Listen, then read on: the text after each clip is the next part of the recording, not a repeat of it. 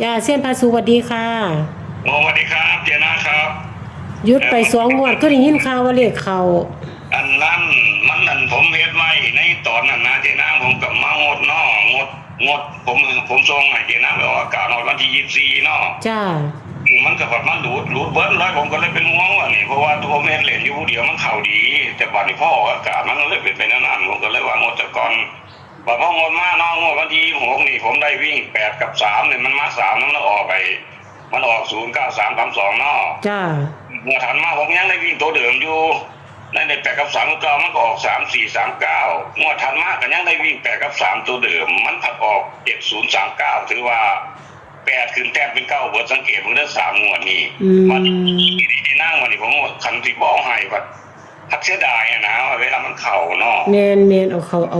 โลดลงโลดวางสันเดี๋ยวออกไปหา FC ผู้เพิ่นมีโซ่ข้อมูลนี้มันก็อยู่น้ำโซ่ดอกจ้ามันเห็นแล้วว่าซื้อก็ถือว่าผมมีโซ่ก็ถือว่ากับอีอันเที่ยวนี้นั่นมันก็ได้ตัวใหม่ได้บ่นี่มัน8ย้อนไปให้0 3ย้อนไปใส่5มันเลยได้วิ่ง0กับ5บนล่างด้วยยิ่งพูดที่0กับ5เนาะ0กับ5บนล่างด้วยกันจ้าคู่ว่านี่จับคู่นี่กับบนล่างแล้วก็กลับในเด้อเพราะว่าผมปักหลักบ่ทันได้จ้า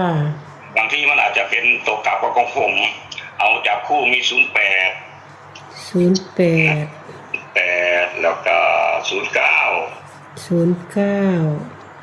09วันนี้ผมแต่ว่าเลขที่0นี่ผมเอาแค่2ตัวแต่ว่าเลขที่5สิหลายตัวเนี่ยเพราะว่าผมนักหาล่ะครับมันวงกลมกับวงกลมหาละเด้อนี่เด้อในเฉพาะเลขวิ่งวันนี้ที่5นี่มี56ครับ57 59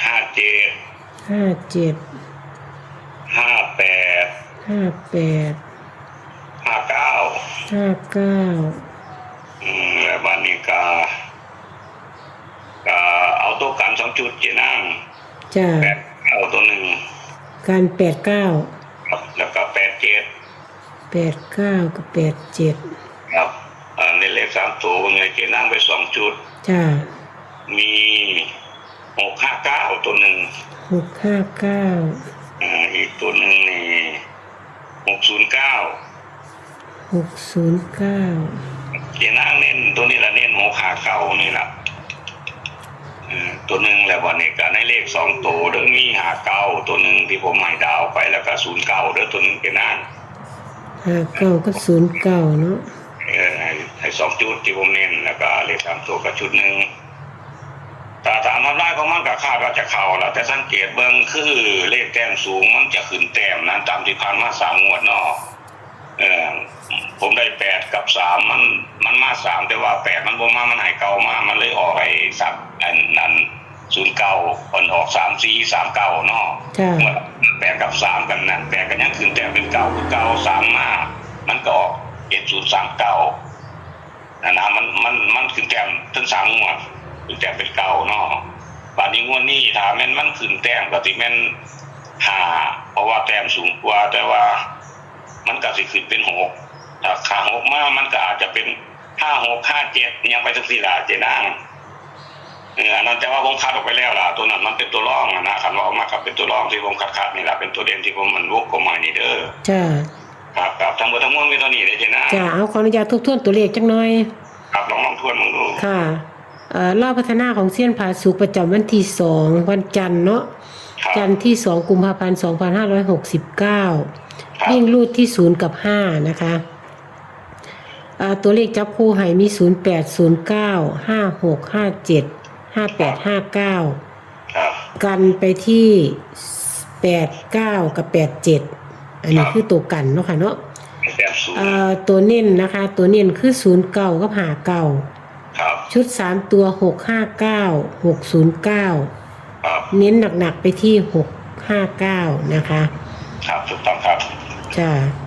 เอากระตามนี้เนาะค่ะเนาะครับก็มีอันนึงเด้อที่ผมมันบ่ได้จับมาอยู่นี่ก็ให้ FC พีหน้าเอาเพราะว่าบางทีมันอาจจะมันผิดไปจังซั่นคือย่าน0กับ5เพิ่นกอดข้อกันอย่างที่หน้ามันเป็นจ้ากับตัวที่ผมคันนิ่งว่ามี0กับ5แล้วที่คันนิ่งนอกนั้นก็ตาม0มาจังซี่ล่ะ05ยันกอดข้อกันหน้าแม่นบ่มันคือเป็นนะเจนาเมื่อทั้งมวล กับเท่านี้แหละอย่างที่คุณพ่อคุณแม่ผู้ของมาเบิ้งกับถ้าผู้เคยเบิ้งผมมาก่อนกับตามที่อธิบายฟังนั่นล่ะผมก็อยากให้มันถึงเนาะ จ้า คนพ่อคุณแม่ผู้เขามาเบิ้งไม้กับบ่ทันขับใจก็ถือว่ามันผ่านไปซะก่อนถือว่า มันเป็นแนวทางเนาะเป็นเลขคำนวณเนาะมันบ่รู้ว่าจะออกตัวใด ค่ะ มีวงผมให้นี่ก็ผมก็มั่นใจหลายอยู่ละเพราะว่าผมเป็นคนทำสูตรเดี๋ยวผมก็ยังศึกษาไปอยู่ถ้าข้องคนนี้ก็คาดว่าจะนำพาพี่น้องได้เงินได้ทองเยอะอยู่ดอกก็ติดตามกันไปเบิ่งซะก่อนก็ทั้งหมดตัวนี้เด้อขอให้โชคดีสู่ผู้สุขคนเด้อสวัสดีครับ จ้า ขอบพระคุณมากค่ะ สวัสดีค่ะ โชคดีครับ